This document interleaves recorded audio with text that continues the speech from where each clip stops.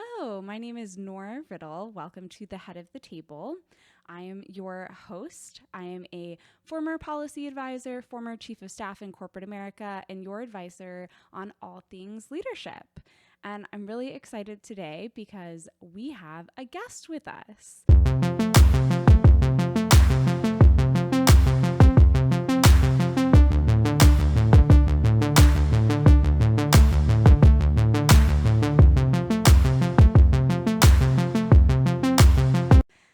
Let me introduce Dr. Aubrey Paris. Hey, Nora. Thank you so much for having me. Hi, everyone. My name is Aubrey Paris. I am a scientist by training, specifically a chemist and materials scientist who took a pretty hard pivot into foreign policy in recent years. Most recently, I was a senior policy advisor at the U.S. Department of State. And I also like to say that I lead multiple lives in the evenings or in the off hours. I am also an entrepreneur, podcaster, author, and kind of all-around content creator. Thank you so much for introducing yourself. I'm really excited to have you as the first guest on the podcast. I'm so excited to be here and be your first guest. Well, today we're going to be talking a little bit about the world of STEM, given your background, and kind of what that looks like to survive and to thrive in that world. Yes, I'm really excited to talk about this because it's been a number of years since I left graduate school, but I don't know, I feel like science will always have a very special place in my heart, and I kind of apply a scientific way of thinking to everything that I do, even as a policymaker or as an entrepreneur, so I'm really excited for the conversation. Well, I want to kick it off with asking you why the STEM field, why chemistry, kind of how did you end up choosing this life path? Okay, so I always knew I was going to go into the sciences. I was a science fair kid, as I like to say. Shout out to my parents who put up with some pretty strange science fair projects from middle school through high school. So I knew I wanted to go into the sciences. As an undergraduate, I went to a small liberal arts school called Ursinus College in Pennsylvania. And I thought I was going to go in and study biology, maybe even environmental science. But I had a pretty influential professor my freshman year when I was taking an advanced general chemistry class, Dr. Fenig, shout out to him. And he basically convinced me that I was going to double major in biology and chemistry.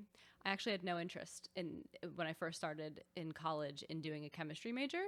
He changed my mind. So I did that double major, and by the time it was time to figure out what came after college, everyone around me, my professors, they were like, well, you're going to grad school, you're going to a PhD program. So I was like, I guess I'm going to a PhD program. And so I ended up doing my chemistry and material science PhD at Princeton University.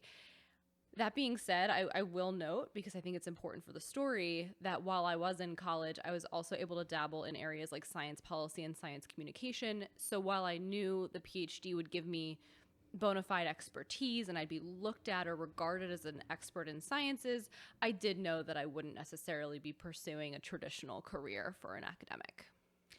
Thank you so much for raising that point. I feel like a lot of people, particularly some of our listeners who may be earlier on in their careers, considering, do they go to graduate school? Do they get a PhD? It's nice to hear that there are also some very applicable skill sets that you'll get that don't just apply to continuing in the academic space. I think it's super true. I don't think it's well recognized, and I don't think in large part grad programs in the quote-unquote hard sciences, they're not equipped right now to help people understand how their skills are applicable outside of academia or maybe industry.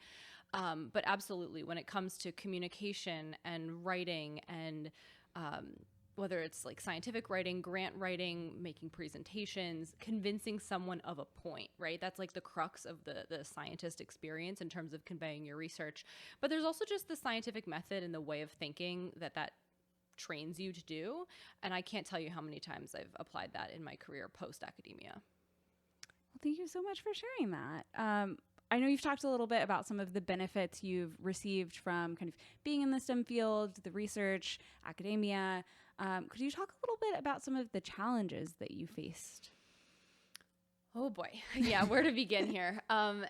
So I always like to say that when I was in college and undergrad, Ursinus College was a wonderful place to be, and I never felt out of place or strange as a woman scientist there. And when I went to grad school at a much larger university, technically like a more prestigious university, I was surrounded by much fewer women. And I think I was one of maybe 5 women in my group of 30 people coming in for the chemistry PhD, for example. So very much outnumbered. And I hadn't really understood what people were talking about when they said women in STEM needed support in different ways, that they were treated differently, because that had never happened to me until I got to grad school. And there are certain scenarios that I still remember. One example being when I was doing a poster presentation on behalf of my lab. Our department was doing this retreat, and there was at least one person from every lab doing either a poster presentation or an oral presentation representing the work of their group. And I was doing, I don't even remember at this point whether it was poster or oral presentation, but I was in this group of people presenting. I was the only woman. And after that session was done, all of us had given our presentations. Someone from my cohort, one of my friends, came up to each of the presenters. We were all standing in a line, and he starts going down the line. Great job, man. Amazing work. Would love to collaborate with you. Looking forward to seeing that published. And then he gets to me and he says, "Why are you so good at public speaking?" Oh my. And that was the moment it all kind of coalesced, I think, in terms of realizing that my expertise wasn't necessarily going to be taken in the same level of seriousness that some of my peers would. So that's the main thing that comes to mind when you ask about challenges. I think that's a really fair challenge to raise, because I think a lot of our listeners, and I know I have also personally experienced being the only woman or one of very few women in a room, in a space, in a field.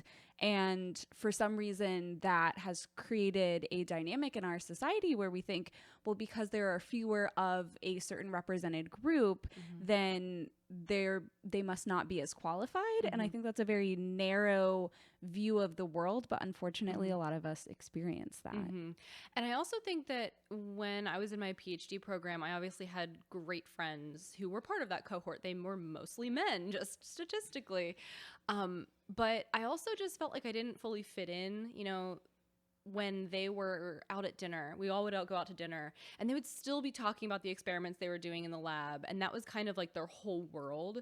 Meanwhile, I'm over here, and I was like working part-time for a science policy think tank. I was working on my first podcast, all these different things. And I, watch TV and read books and like to think I had a life outside of the lab too. And I felt like I couldn't talk to these people about anything other than science. And frankly, once I was out of the lab, I didn't want to talk about science anymore. Like, give me breadth of expertise, of interests. So that was interesting too. I don't know if that has anything to do with being a woman scientist, but it certainly felt like it for me since I was surrounded by so many men.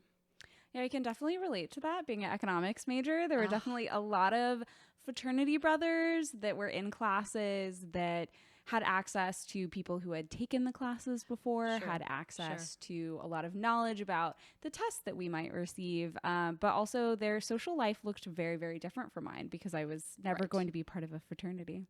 I fully see how that would be isolating in some ways. Well, I want to talk a little bit about your transition out of academia into your professional life. Yeah, one really fortunate situation I found myself in grad school was the fact that my PhD advisor, Dr. Andrew Backarsley, was extremely supportive of me wanting to pursue this sort of out of the ordinary career. I will say, when it comes to advice, if you are considering potentially going into a STEM PhD, but you think you might want to not go the academia or industry route, when you're choosing your advisor, if you have that awareness up front, make sure you choose an advisor who is going to not just let you go that alternative route, but actively support you in that. And so what that looked like for me was whenever my professor went to a conference, he would bring back pamphlets from organizations who were there that were in more of the science policy field, and he would give them to me when he got back and things like that. He also let me continue working with the science policy think tank, which involved quite a bit of work outside of the lab, including some travel. And he also helped me get accepted to the Princeton Energy and Climate Scholars Program, which was basically like an honor society on campus for grad students working in all different departments whose work touched in some way on climate or energy topics. And it let me do more interdisciplinary projects outside of the lab. So I did all of that while I was in grad school. And then in order to make the formal transition after I received my PhD, I joined the federal government through one of the Science and Technology Policy Fellowship, or STPF programs. We love an acronym in DC. We do. For better or worse. And so I was the basically Science and Engineering Diplomacy Fellow supported by IEEE USA from 2019 to 2021. And that's how I joined the State Department first as a 2-year fellow, then became a contractor, and then became a civil servant. Well, thank you for kind of sharing that interesting path. I think it's really helpful for viewers to see that there's not really one path to get to the position that you want to have. It's so true. I always like to say, and I totally have stolen this, like it's totally co-opted from someone that I met when I was in college. Dr. Richard Heinzel, the founder of Doctors Without Borders in North America, visited our campus, and I had the chance to spend some one-on-one time with him. And I remember at the time, it was a very formative period in my college career where it was the beginning of sophomore year. I felt like everyone around me knew exactly what their plan was for the next 5-10 years. And Ursinus was a heavy pre-med school. So most of those people were like, I'm going to graduate from Ursinus with my biology degree, and then I'm going to go to this med school, and I'm going to specialize in this, and then I'm going to take my boards and do my residency at this hospital, and then I'm going to live in this city. And I was like, whoa, I just like science over here. You know what I mean? And so it was Dr. Heinzel who told me, you know, it's the people who feel like they have their lives in a very steady one-track pattern who are inevitably going to have a harder time pivoting when a curveball is thrown, because life is full of curveballs. I mean, I'm sure you've seen it in your career so far, especially recently. Absolutely. And I have too. So Absolutely. Yes, definitely made a massive pivot from government work to now have my own podcast, have my own consulting and coaching business. I'll link those in the show notes if you want to check them out. But yeah, I think I was definitely one of those kids in undergrad where I thought I would become a foreign service officer. I moved to DC. I thought it would immediately happen. And I am still not a foreign service officer. Right. I can't. Wow, that's actually really impressive, though, that you even knew you had that level of interest. I didn't know what a foreign service officer was until I joined the State Department. Well, I'd love to take a little bit of a step back and kind of talk about publishing and research in the STEM field. I know that I'm sure you've done plenty of research whenever you were pursuing your PhD, but I'd be curious to hear more about that process, where there were kind of challenges, successes, any advice you have for those who might be looking to publish research. Yeah, so it's I should start by maybe explaining briefly what my research was. So within the chemistry field, my subdiscipline was really in electrochemistry, and I was specifically focused on developing new catalytic materials that, when supplied with electricity, could transform carbon dioxide into alternative, potentially marketable products. So when you think about carbon dioxide, it's a waste product. We have too much of it in our atmosphere. And so basically the motivation here is if you can find a way to not just collect that carbon dioxide, but then transform it into something else that we could actually use, you might have an incentive here to undertake climate change mitigation efforts, right? So that was the basis of my work. It was really interesting because not only did I do the electrochemistry components, but I was also doing the materials synthesis and characterization components, because all the catalysts I was making were solid state, so basically metal alloys. And so got to play with arc melters and all kinds of fancy tools that most people don't get to do. I digress. In terms of publishing, I was able to publish, I think, 4 first author and 2 second author papers while I was a grad student. I did 4 oral presentations at conferences, including in my 4th and final year of my PhD. I was a speaker at a Faraday discussion, which is like a highly specialized type of conference where it's almost like a debate, typically reserved only for like professors. But my professor was like involved in the conference, so he wasn't allowed to present. So I got to do it.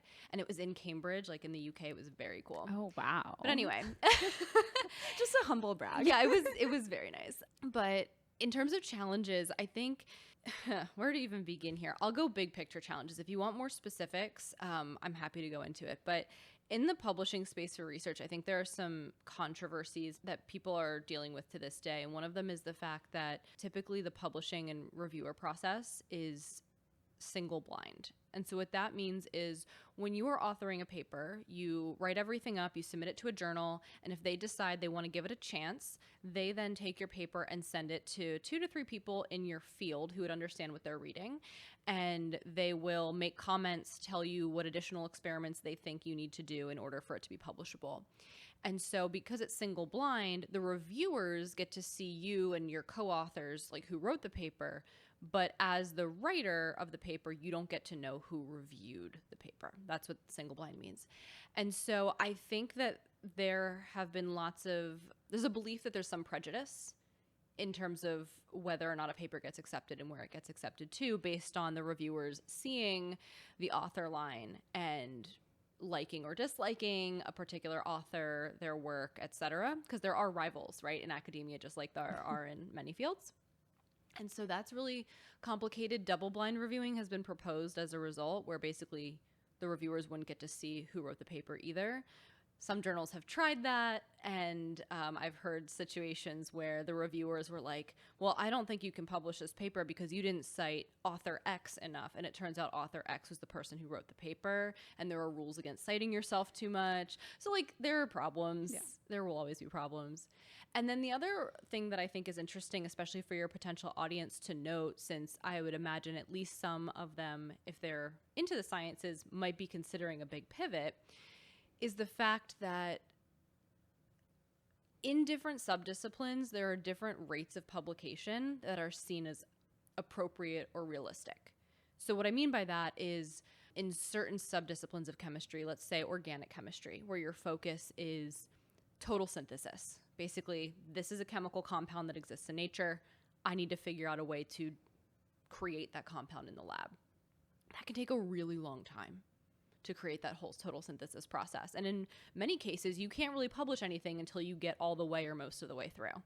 So if you're doing your PhD in that space, you might have 1-2 papers by the end of your PhD, and that's considered amazing. Whereas in certain materials chemistry fields, in order to publish, all you need to do is discover a new material or discover a new important property of an existing material, and then you can publish. So like the materials chemist might have 6 or 7 or 8 papers by the time they graduate. The organic chemist might have 1 or 2. And then when you go out beyond the chemistry field to get a job, people who aren't necessarily intimately familiar with chemistry, they look at those people as if it's a 1-to-1 comparison, and it's not, right? Like you can't say the materials chemist was so much better and will be better for me because they had so many more papers. So like these are some of the complications I think around publishing, especially when you're thinking about leaving academia.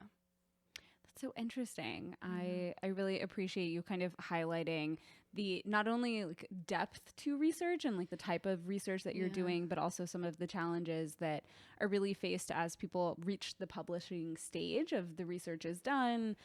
Yeah. Publishing in the sciences is a stressful world, and it's also like publish or perish. I'm sure you've heard that phrase where if you don't publish as a grad student, a postdoc, a professor, you won't necessarily be able to graduate with your PhD, leave your postdoc, or get or maintain a professorship. So, yes. Well, I really appreciate you kind of highlighting a lot of your experience in the STEM field, but I also wanted to give you a chance to talk about your entrepreneurial pursuits. Yay, thank you. Yes, so I'm super indecisive as a person. I have way too many interests, as I like to say. And I, starting in 2015 at this point, that was my first foray into podcasting. I've had the privilege now of having and hosting 3 different shows on behalf of different entities. And it was the third and really current show that I have. It was the first time I got to do it entirely for myself. So my current entrepreneurial endeavor is called National Treasure Hunt. And this is really a multidisciplinary multimedia experience that started as a podcast and has really grown into much more. It's a project I started in 2020. So it's been ongoing for 5 years. And my business partner is my former college roommate. And it's really poetic because our whole ethos with National Treasure Hunt is inspired by our college experience that we shared. It's this idea of interdisciplinary thinking. And when I tell you how niche it is, you're going to laugh. Okay. So it's basically a whole multimedia experience surrounding the National Treasure film franchise. I'm not going to laugh, but I've also known about this for a while. That's true. So do you know the movies? I do. I feel like I'm most familiar with the first one. That's fair. Most people are. Yeah, I think most people really. I can't say that I am like a massive like follower of Nicolas Cage. So I think like I'm more of a National Treasure fan than I am a Nicolas Cage fan because he has a surprising number of films. That's like his whole thing these days, especially for like fans of his. I'll admit as well, I hadn't seen many of his movies until I started this project, and then I felt like at least any new movie he came out with that I had to watch. It felt like a professional responsibility. But basically, National Treasure Hunt started as a podcast, and we are available on Spotify, Apple Podcasts, basically wherever you get audio shows. And what we do is we examine every facet of the National Treasure films, and more recently, the TV show National Treasure: Edge of History from 2022. We do that through an interdisciplinary lens. And so what that means is we take the historical plot points from the films and we break down the history. What is portrayed accurately? What is a stretch? Where did they embellish? And what stories are they choosing to tell about American history and why we think that's good or bad, right? We talk about the science in the films. My co-host and I are both scientists by training. And so there's a lot of science in the heists in these movies. Similar concept, fact versus fiction. We do a lot of pop culture analysis, comparing the films from almost a literature analysis perspective to things like Indiana Jones, the Da Vinci Code, and more modern things that are coming out that have a similar action adventure heist flavor. We talk about ethics in the movies and the characters' decisions. We talk about music and the role that the soundtrack plays in advancing the plot and making you feel certain ways about certain characters. And so much more. So that's kind of the gist of the podcast. We also interview cast and creative team members. Really fun when like our interviews with National Treasure's director and the National Treasure 3 screenwriter, like those made a lot of news headlines in 2024, which was exciting for us. So that's the podcast. And then very briefly, like I said, this is expanded beyond the podcast to also include other endeavors. We have a walking tour in Washington, D.C. that runs twice a year. At the time of this recording, actually, our fall tour is this weekend. I'm very excited.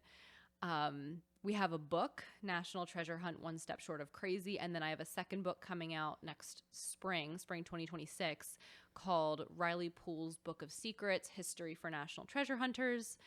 And we have a very large kind of community event and engagement series where we go into communities all across the country and kind of bring these sorts of interdisciplinary experiences to life for people. So that is my other life. Well, thank you so much for sharing that. As someone who also cannot decide what they want to be whenever they grow up and has pursued many things, I think life is a little bit more fun that way. I fully agree with you. I mean, one of the reasons that National Treasure Hunt came to be in the first place, it was during COVID. And I feel many people will relate to this. I ended up having a really hard time stepping away from the day job at the end of the day during COVID. Because I just right, you open the laptop, the email's open, and from the time you wake up to the time you go to bed. And I realized very quickly that was very unhealthy. And so we created National Treasure Hunt in part so that I would stop doing that, because I had to do something else, right? Like I have a responsibility, and I give you so much credit for having this podcast and these endeavors on your own, because for me, it was really helpful to have someone else to be accountable to, right? My partner. And so, Yes, it's been really, really cool to explore things outside of the day job and to think just differently and about other things. Like, I can't tell you what a joy it is. I have no music training whatsoever. Literally, the only music experience I have is karaoke. But like thinking about how I feel when a certain scene plays in this movie, certain characters are on screen, playing it with and without the soundtrack, how does that experience differ? And how does that contribute to things like character progression and plot development? It's like being in college all over again in the best way. You know what I mean? Oh, absolutely. I never thought that I would learn how to edit videos, edit audio. The skills too, right? Oh my gosh. And I've watched so many hours of YouTube trying to figure out how to edit. And it's not that complicated, but like you want to build up the skill set. And you think about like, as you go throughout your education, if you pursue something that you have been studying for a very long time, like mathematics, for example, you've been studying basic math since kindergarten. That's decades of experience. And I think it's really useful, particularly as an adult in the professional world, to try to pick up new skill sets for the fun of it. That's one of the things I'm honestly proudest of when it comes to National Treasure Hunt is how much I've learned and had to teach myself. Right? Like I never took a business class in my life. To be fair, I also never took an international relations or affairs class either. And I was in the State Department for 6 years. I digress. But, you know, when it came to, for example, publishing our first book, figuring out the different routes for publishing. Why did we want a traditional publisher? What scale of publisher? How do you query a publisher? You know, what does a book proposal look like? Then how do you work on the marketing side with your publisher? Or when it comes to then these community events that we do, how do you work with the education and programming teams at a museum like the National Archives or with the National Park Service at Independence Hall? And how does that look different than if I'm working with a historical society or a library or a private, even a for-profit museum? And then when it comes to profits, how do you like figure out how to value yourself? We are women. We are chronically undervaluing ourselves. And that was something I had to get comfortable with, was like asking, okay, you're going to have us come out and do this event. I can't do that for free. It's Absolutely. time, it's prep, it's travel in many cases, right?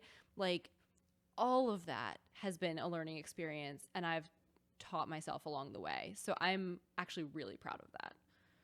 Yeah, it's the ability to teach yourself and potentially fail a little bit while also succeeding at the same time. Yeah. That's such a great skill set. I'm a little curious. So you have this background in STEM. Are there any skills that cross over with being an entrepreneur? I think it's like the approach for how I have created this multifaceted National Treasure Hunt experience and then made it so stepwise. I really analogize it to the scientific method in a lot of ways. Like first you notice the niche that you want to fill, right? In science, that is like figuring out what research you're going to do, what new knowledge you can provide to the scientific record in a way. And then once you've identified that niche or that problem, how are you going to go about solving it? What is the best, you know, means of communicating with your intended audience? So figuring out what they're looking for, how can I deliver that? Once you've figured that out, what's the next step? It's like the next step of your research. What is the next way to engage the audience? For us, it was a tour, right? Why was it a tour? Because people wanted to engage. People wanted to come to Washington, D.C., right? And then it's kind of a snowball effect. So I think it's just the way of thinking that is extremely applicable. And like I said, it's not just the entrepreneurship either. It's the same thing that I applied when I was working at the State Department in this foreign policy landscape, where there were so many instances. There was a task on the table and I was working with other people and they were like, okay, how are we going to tackle this problem? And I was like, well, obviously we're going to do X, Y, Z. And they're like, I never would have thought of that. And I was like, well, how would you do it? I literally can't think of another way to do this, right? And they're like, oh, I would have done this. And so being able to apply those different ways of thinking, I think is just extremely valuable. And it's one of the reasons why interdisciplinary expertise is increasingly valuable regardless of what field you're in, whether it's business related, policy related, something else entirely. That's like a hill I will die on.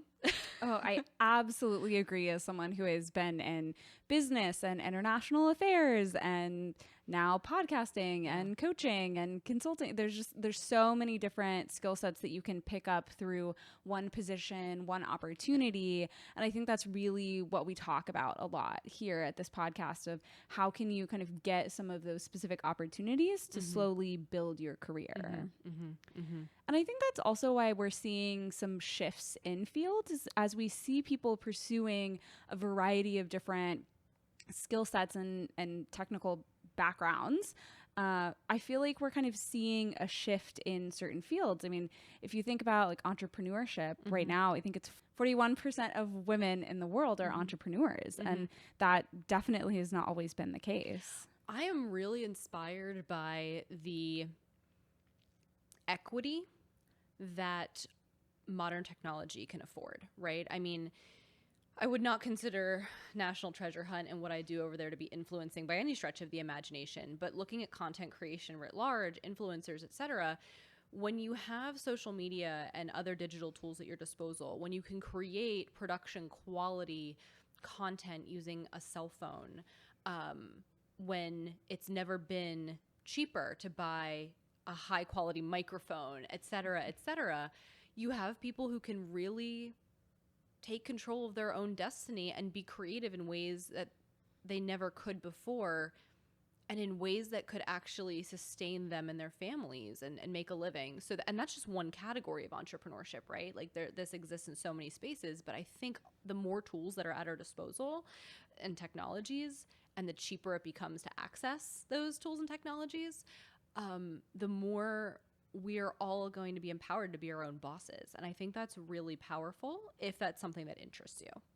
I definitely agree. I think that the way that the economy works has shifted so much as a result. And I think content creation, like you said, is just kind of one little small niche, but like the ability to, for example, have like the Square app. I mean, you go to the farmer's market and you don't have to have cash. Whenever I grew up as a kid, you had to have cash with you at all times. And now the ability to impulse buy a latte or a bunch of flowers or a loaf of bread, not talking about me at all. Just that ability, I think, not only makes it so much easier for small businesses, but it also makes it so much easier to go around the world and kind of make different choices, to pivot, to pursue different career paths as a result. And then being the person, you know, with the Square account, that's how, I mean, we go to these various events, and unless the gift shop is going to stock and sell our book, we sell our own copies when we do a book signing, right? And so we have Square, we have PayPal, we have Venmo, we can still take cash. Like the possibilities are kind of endless there. And I think that's, I'm just really inspired by it, and just very confident that as we are finding ourselves in this dire situation where it seems like so many people are looking for jobs, that it's almost like if you've ever wanted to try your hand at being your own boss, the world, the universe is saying, now is the time to give it that shot, because not only are you more available, maybe if you're looking for a job, but here are all the tools at your disposal. Have Absolutely. This was definitely kind of a pipe dream that I just had in the back of my mind for the last 5 years. And when I got the opportunity, I thought, well, why not give it a shot and kind of see what happens? Because I do think the world is better off whenever we're able to pursue the things that we really feel inspired to, because I think there's a reason that we feel inspired. We have a certain skill set that is good for the market, is good for certain people. And I really think that enables us to kind of grow in different ways. As people and kind of as a world. Can I ask you a question? Oh, of course. So what inspired you to want to connect with people through a digital format like this? Well, I think as I realized that I was transitioning out of my existing job, I knew that I still really wanted to do women's empowerment work. I really wanted to look at the variety of potential leaders and current leaders that we have, and still connect with them and advise them of how they can grow not only themselves in leadership positions, but also how they can grow their companies, how we can grow our economies. Because at the end of the day, and this is where kind of the economist in me comes out, at the end of the day, like, we've given value to money, but money is kind of this way that we signal that something is important or a value. And it really is has the ability to empower all of us. And so often it's discussed kind of as we have, a pie and everyone gets a slice of pie. And if there are more people involved, then the slices are smaller. But that's inherently wrong. When we have more people, we have a bigger pie because the economy always continues to expand because I always think about like the global economy. A lot of countries and a lot of people were able to really move from a more impoverished place to a wealthier place when we became more connected. And I know that there are nuances to that, but really what I'm hoping for out of this podcast is that people understand that when we have inclusive leadership, then not only are we stronger, but we all receive more out of it. I love that. That's really inspiring. Oh my gosh. No, and I think, and I'm going to bastardize your pie, analogy here, but like that's one of the reasons I think it's so powerful to develop these skills and these interests and these expertise levels in multiple different areas, right? Because now you can enter into that pie, right? In different sectors, industries, et cetera, and give yourself more flexibility for as you move about your career. And it can be by necessity, because the workforce is changing and what you were working in is no longer a thing anymore, or it can be based on interest, right? And so that's one of the reasons I've really enjoyed having expertise in the sciences and STEM fields, in foreign policy, and even a niche area of foreign policy at that, in media and communications, podcasting, authorship, you name it. I think it's really empowering to be able to feel like you can be a leader in multiple spaces, and so that you're never really trapped in one, whether I always like to say there are people who will do the same career for their entire lives. My mom was a teacher for 30 plus years, and I have so much respect for her and people like her who do one thing and they like it enough that they want to stay there their whole careers. It couldn't be me. Like I couldn't do the same thing forever. And so feeling like you can move around is a level of freedom. It's a degree of freedom, if I want to throw in a science term, that I think is just so invaluable and empowering, especially like here in the year 2025. I could not agree more. Kind of along those veins of offering advice to our viewers, what advice would you offer yourself whenever you first started your career? Oh boy. I mean, for me, the obvious answer is your career is not going to be a straight line, and it doesn't have to be, because I don't know, we're of similar age, I feel like, and I don't know if you can relate to this, but I feel like when I was growing up, all the models that were presented for me, my parents, my family, my friends' parents, etc., it was all that very much more traditional route of, you will do one thing for your whole career, for your whole life. And so it kind of led me to believe that, when I was a sophomore in college, all the people around me who knew exactly the path they were going to take to get to this exact career spot, I felt that was normal. And I wish that hadn't been quite so normalized for me. And maybe I would have even done a better job, even when I was in school, of exploring different areas academically, right? Like I never took that business class. I did an entrepreneurial competition, but I was the only science major to do it, and probably the only person who hadn't taken a business class to do it. But maybe I would have taken more of like a media and communications class at some point. Maybe I would have taken that international affairs class. I don't think that you have to have a purely academic background in one space to be able to dabble in that space in your career, but it can never hurt. So I wish I knew sooner that I could zigzag. Yes. And that was going to be okay.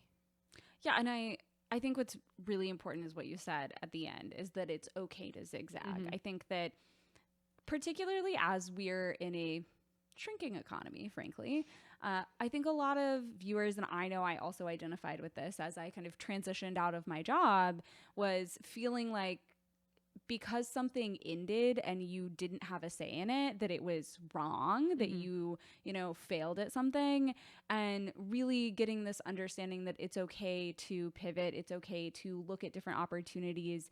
It's okay to not follow the path that maybe you intended at the beginning. I mean, for example, I thought I'd be a foreign service officer, and I think I'm much happier not being a foreign service officer. So good. Yeah. No shade to my foreign service officers out there. Have lots of friends that are still foreign service officers. But I think that when we open ourselves up to possibilities that we never knew existed, that kind of cross our path, then we really open the door to a whole new reality. I've always really resonated with the people who say yes to everything. I shouldn't say always. I guess like in my career, grad school and on is when I've really resonated with say yes to everything. But there's also... And I don't know if this is like a woman thing either. I'd love to hear your thoughts on this, but like sometimes we take that too seriously in some ways, and we end up saying yes to things even though it won't necessarily serve us because we think we're helping the other person, or like doing it without pay involved, like using up our time without getting something out of it ourselves. And that's not to say that we shouldn't be willing to volunteer and do things for the community, but that shouldn't be the expectation 100% of the time. And so there is a fine line to dance there. Oh, I definitely agree. So when this podcast comes out, the episode that I have on stress will kind of already be released. And I do talk about learning to say no to things. And I think it's learning to say no to things that don't fulfill us or don't benefit us. It's okay to say yes to something that doesn't 100% benefit you or maybe benefit someone else, as long as you're balancing it with kind of filling your own cup first. Because as they say on the airlines, you have to put on your oxygen mask first before you put on anyone else's. Touche. Well, okay, this is going to be a tricky question, but I'd love to hear what is one of, or maybe a couple of the proudest moments that you've had throughout your career. Okay. Yes. So this is hard because there are because I feel like my career has been in so many different places. I almost feel like there's like one or two from each piece of my career that come to mind. Like I think back to college and I won that entrepreneurial competition, and that was a defining moment for me at the time. It might have even been a moment where I felt for the first time validated in doing something that wasn't purely in the lab, which if you look at what I've done since, it's been pretty transformational for me.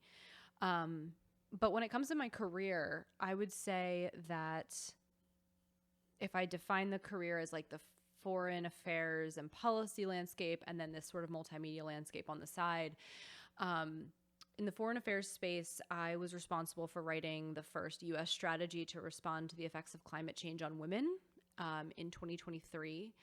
It was a really first of its kind strategy for the United States and really for much of the world. I was really proud of where that landed, especially because I was able to collaborate with so many different U.S. government agencies to make that strategy come to fruition.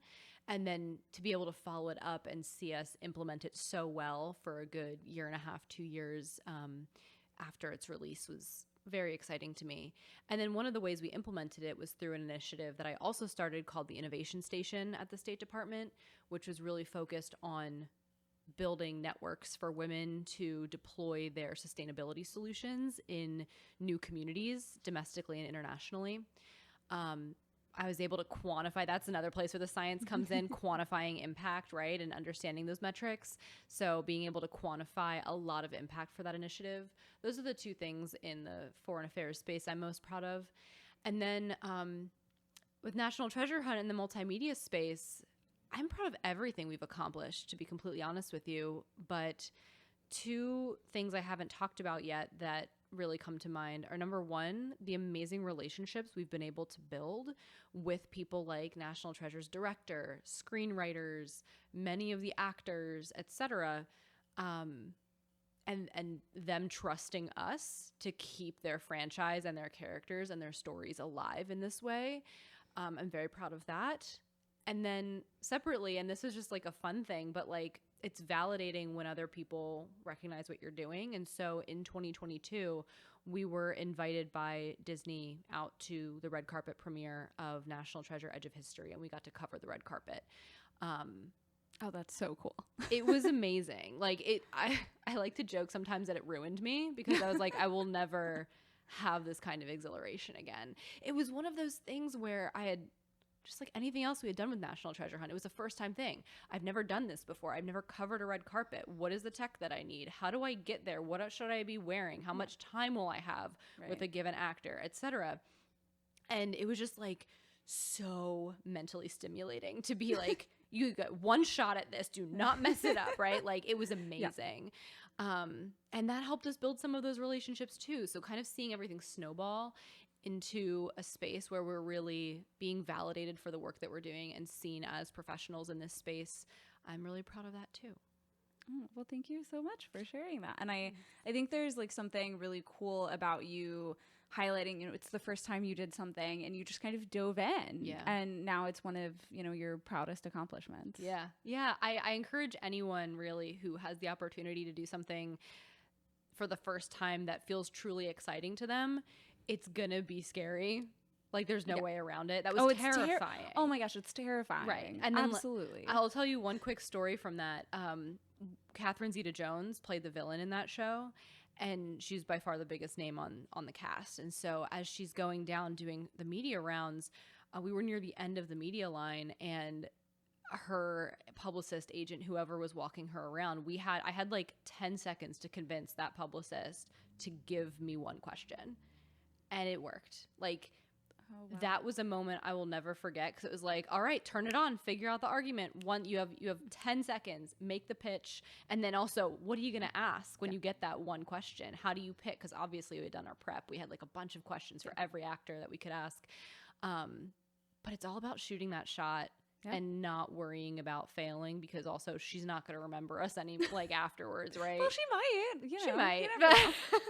But definitely I 100% agree. You just have to shoot your shot. Like, you really only live this one life. Yeah. Taking those opportunities whenever you get them is really important. It's so important. It's so important. That's not to say that we can't be smart about how we approach them, right? It's absolutely, be diligent and confident and cover all your bases when it comes to trying to do something in the most effective way, so that you are more likely to find success in doing it. But taking that first step, deciding you're going to do it, deciding you're going to make it happen, it's empowering, and you just never know where it will lead. Absolutely. Well, what are you working on now?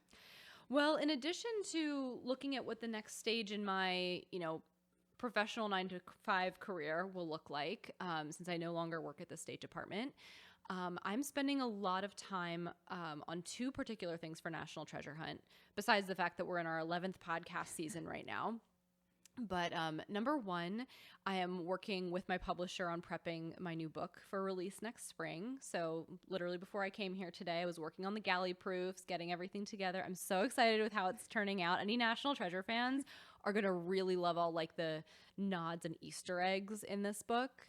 And then the other thing is we are doing a very big community events tour between basically now and the summer of 2026. So it's our America 250 tour, where we are traveling all around the country with our next round of big community events, one of which is a new format we're launching called Heist Night, which is basically like an open air escape room and like a challenge environment for people to participate in. Oh, that's so cool. I'm so excited. We've been putting this together for a year.